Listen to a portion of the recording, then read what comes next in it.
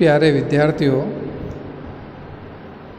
सावित्रीबाई फुले पर्यावरण और शिक्षण संस्थान द्वारा संचालित ऑनलाइन क्लास की इस कड़ी में मैं महावीर शर्मा आपका स्वागत करता हूँ। विद्यार्थियों, पिछली क्लास तक हम अध्ययन कर चुके थे कि कैसे अंग्रेज़ों द्वारा दक्षिणी भारत में पहले बंगाल, बिहार और उड़ीसा पर अपना नियंत्रण स्थापित किया गया। उसके बाद मैसूर राज्य पर और मैसूर के बाद मराठाओं पर कैसे अंग्रेज़ों द्वारा नियंत्रण स्थापित कर इन क्षेत्रों को अपने अधिकार में ले लिया गया। विद्यार्थियों, अब अंग्रेज़ों की नज़र जो थी वह उत्तरी भारत पर थी, क्योंकि दक्षिणी भारत पर एक तरह से बड़े बड़े राज्यों पर अंग्रेज अपना नियंत्रण स्थापित कर चुके थे। वही कर्नाटक वैसे ही शुरू से अंग्रेजों के साथ में था। तो अब अंग्रेजों की साम्राज्यवादी व धन लोलुपता या धन लालसा की नीति के तहत अंग्रेजों ने अब उत्तरी भारत में अपना हस्तक्षेप करना प्रारंभ कर दिया। तो इसी के तहत आज का जो हमारा टॉपिक है वह है सिंध का विलय। सिंध के विलय का अध्ययन करने से पहले हम सिंध की स्थिति को जान लेते हैं। विद्यार्थियों, यह आपके वर्तमान राजस्थान की स्थिति है और ये आपका भारत है।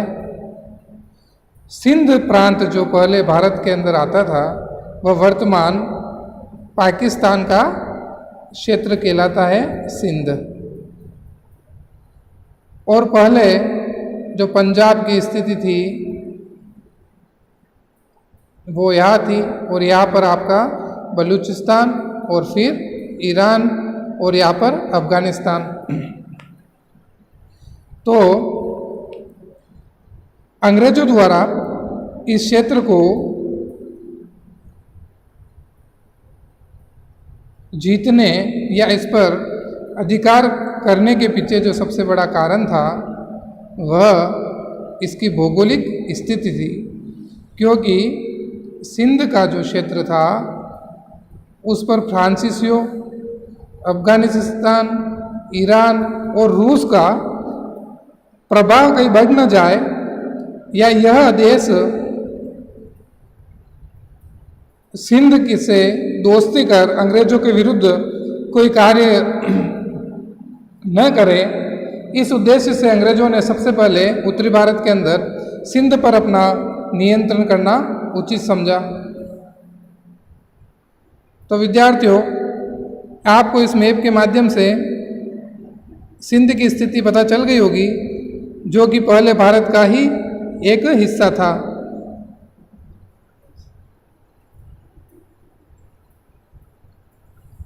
अब हम अध्ययन करते हैं सिंध का विलय।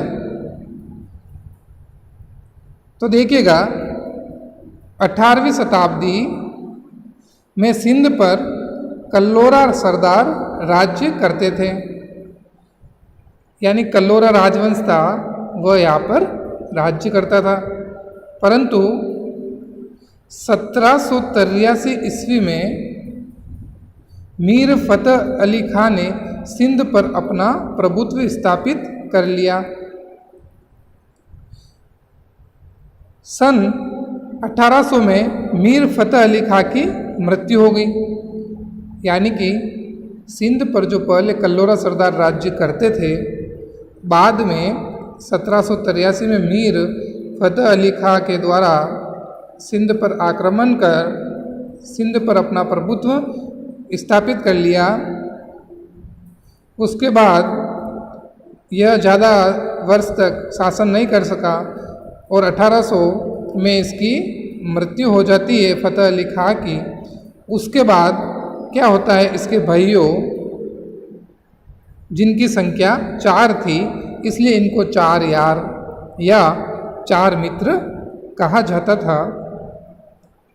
इन चारों भाइयों ने मिलकर सिंध को आपस में बांट लिया और अब इनको जो उपाधि मिली वह अमीर की उपाधि मिली और अब ये सिंध के अमीर कहलाने लगे।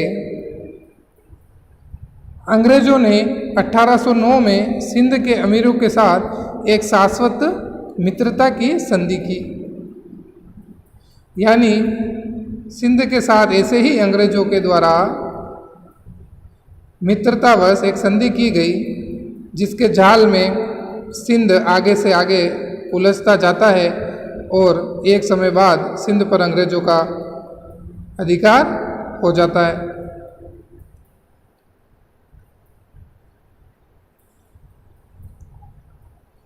अब जो संधि की गई थी उनके द्वारा मित्रतावश, उस संधि में केवल यही निश्चित किया गया था कि फ्रांसीसियों को सिंध में बसने की अनुमति नहीं दी जाएगी, क्योंकि उस समय जो सबसे बड़ी चुनौती अंग्रेजों के सामने थी कि वापस फ्रांसीसी शक्ति कहीं भारत पर अपना नियंत्रण स्थापित नहीं कर दे। इसलिए जो पहली ही संधि की गई उसमें सिंध को बॉन्डेड किया गया, क्योंकि फ्रांसीसियों को सिंध में बसने की अनुमति नहीं दी जाएगी। अब देखिए 1832 में विलियम बेंटिंक ने कर्नल पॉन्टिंगर के माध्यम से सिंध के अमीरों को अंग्रेजों के साथ एक नई व्यापार संधि पर हस्ताक्षर करने के लिए बाध्य किया। 1832 में एक गवर्नर जनरल और आता है, लॉर्ड विलियम बेंटिंक। उसने भी सिंध पर एक संधि थोपी और उनको उस पर हस्ताक्षर करने के लिए बाध्य किया। अब देखते हैं इस संधि में क्या था कि अंग्रेजों ने सिंध में अनेक महत्वपूर्ण व्यापारिक सुविधाओं को प्राप्त किया, यानी कि इस संधि के तहत अंग्रेजों ने सिंध के अंदर व्यापार करने की सुविधाएं प्राप्त की। इस संधि के प्रावधान के तहत कर्नल पॉन्टिंगर को संधि में अंग्रेजों के राजनीतिक एजेंट के रूप में नियुक्त कर दिया गया। अब देखिए इसी समय महाराजा रंजीत सिंह सिंध पर आक्रमण करने की योजना बना रहा था। अब ये महाराजा रंजीत सिंह है, वह विद्यार्थियों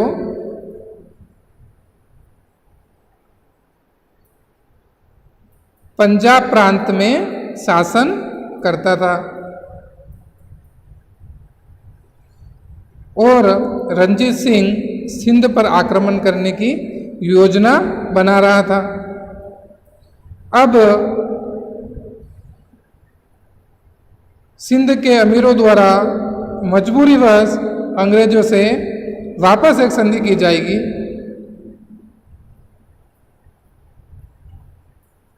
देखिएगा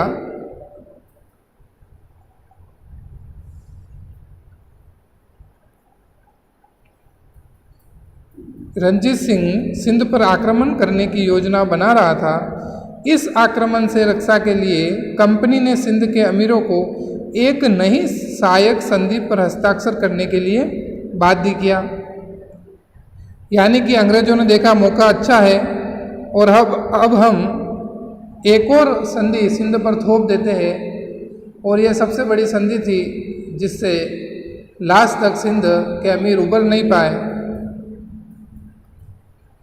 और अंग्रेजों द्वारा अमीरों को डराया गया कि महाराजा रंजीत सिंह सिंध पर अधिकार कर लेगा, इसलिए आप अगर हमारे साथ संधि करेंगे तो हम हमारी सेना सिंध की रक्षा के लिए भेज देंगे।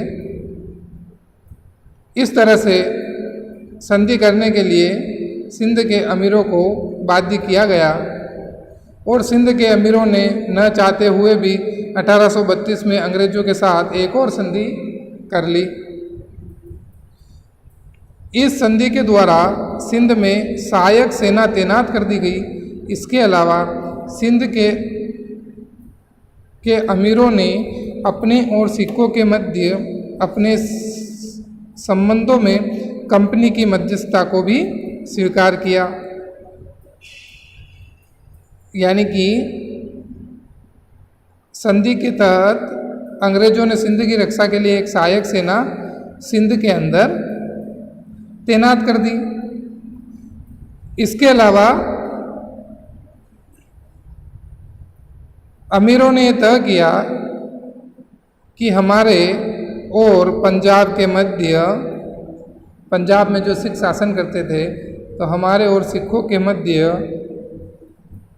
जो भी संबंध या समझौता होगा उसमें मध्यस्थ कौन रहेंगे? अंग्रेज।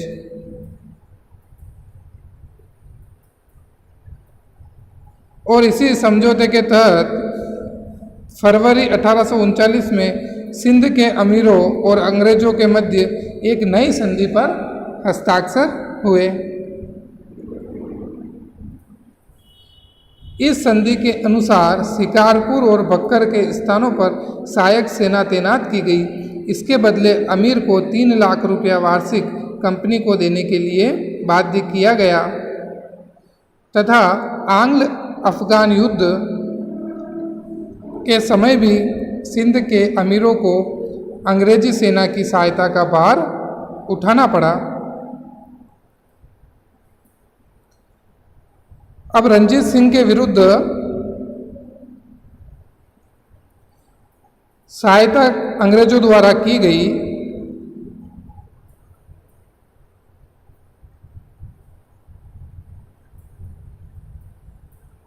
उसके बदले अंग्रेजों ने शिकारपुर और बक्कर पर अपनी सहायक सेना तैनात की और अमीरों से उसने 3 लाख रुपए वार्षिक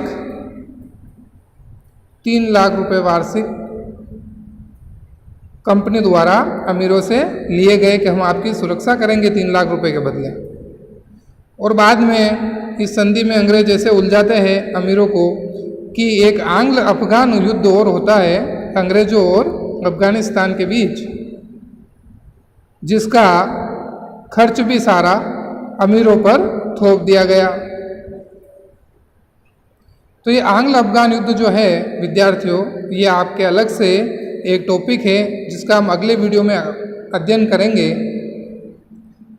कि कैसे अंग्रेजों और अफगान के बीच संघर्ष हुआ। अब देखिए 1842 में ओकलैंड के स्थान पर लॉर्ड एलनबरो गवर्नर जनरल के रूप में भारत आया। अब देखिए, अब गवर्नर जनरल लॉर्ड एलनबरो को नियुक्त किया गया और उसने आते ही मेजर आउट्रम के स्थान पर चार्ल्स नेपियर को सिंध में कंपनी का रेजिडेंट नियुक्त किया और उसे पूर्ण सैनिक और असैनिक अधिकार प्रदान किए।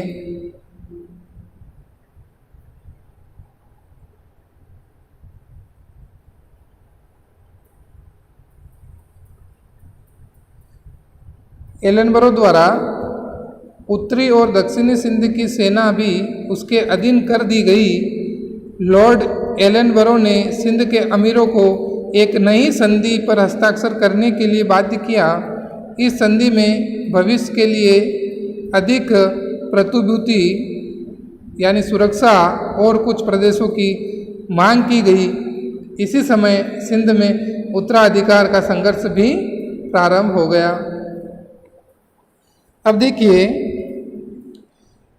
एक तरफ से एलनबरो द्वारा एक नई संधि और थोप दी गई सिंध पर और दूसरी तरफ सिंध के अंदर उत्तराधिकार संघर्ष भी प्रारंभ हो गया और इसी का फायदा अंग्रेज उठाएंगे और सिंध पर अपना अधिकार कर लेंगे।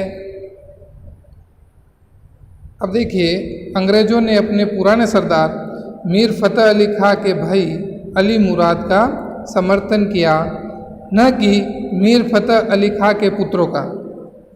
यानी कि अंग्रेज इतने चालाक थे, जब संधियाँ करनी थी तो चारों पुत्रों से संधियाँ कर ली और जब पता चला कि अली मुराद मीर फतेह अली खां के पुत्रों के खिलाफ है और उत्तराधिकार संघर्ष प्रारंभ हो रहा है, तो उन्होंने मीर फतेह अली खां के पुत्रों के को सहयोग करने के बजाय किसको सहयोग किया? मीर फतेह अली खां के भाई को, अली मुराद को। और यह संघर्ष शीघ्र ही आंग्ल सिंध युद्ध में तब्दील हो गया, यानी कि अब अंग्रेज विभिन्न प्रकार के आरोप सिंध के अमीरों पर लगाकर एक तरह से बहाना करके सिंध पर आक्रमण कर देते हैं और अगस्त 1843 तक सिंध के समस्त भूभाग को ब्रिटिश साम्राज्य में शामिल कर लिया गया।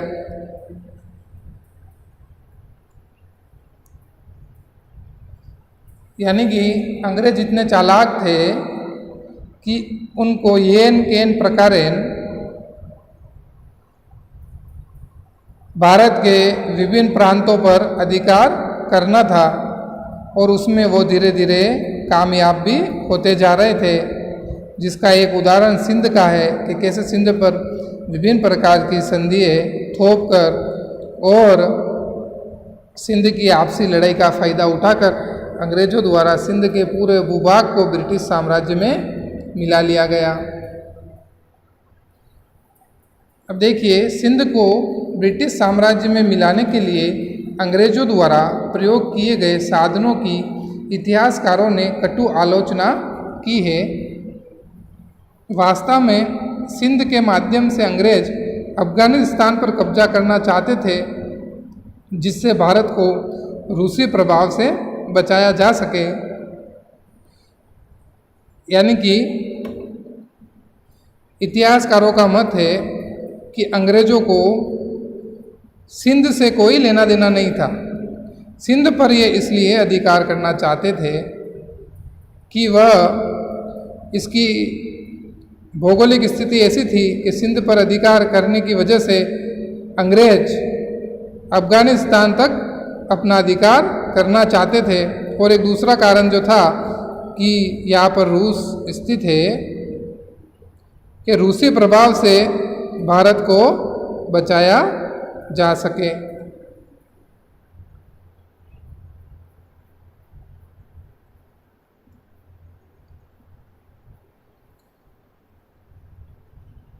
इसके अलावा सिंध की मरुभूमि का अपार सामरिक महत्व भी था। रूस और ईरान की भारत पर संभावित आक्रमण कार्रवाइयों के विरुद्ध सिंध को एक आधार के रूप में प्रयोग किया गया। यानी कि सिंध रूस, ईरान व अफगानिस्तान की संभावित आक्रमण का मुख्य प्रवेश द्वार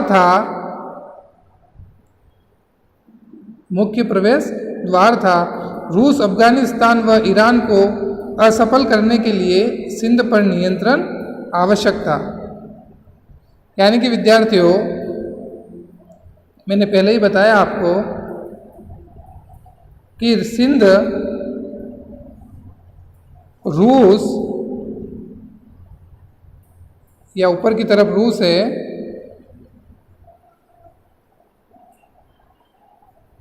रूस, ईरान, ये आपका ईरान है, और अफगानिस्तान या अफगानिस्तान, ये तीनों ही देश अगर भारत पर आक्रमण करना चाहते तो उनका प्रवेश द्वार था वह सिंध ही था। इस कारण से रूस, अफगानिस्तान व ईरान को असफल करने के लिए अंग्रेजों ने सिंध पर नियंत्रण करना आवश्यक समझा। तो विद्यार्थियों, आज की क्लास में आपको ये समझ में आया होगा कि कैसे अंग्रेजों द्वारा सिंध पर विभिन्न प्रकार की संधियाँ थोप कर उस पर नियंत्रण किया जाता है। तो विद्यार्थियों, अगले वीडियो में मैंने बताया था कि अलग से आपके टॉपिक है। इसके बाद सिंध को जैसे ही अंग्रेज जीत लेते हैं तो उनकी नज़र अब अब अफ़गानिस्तान पर होती है तो आगे अपने को देखने को मिलेगा आंग्ल अफ़गान संघर्ष, जिसका हम अगले वीडियो में अध्ययन करेंगे। तो आज की क्लास में इतना ही। धन्यवाद।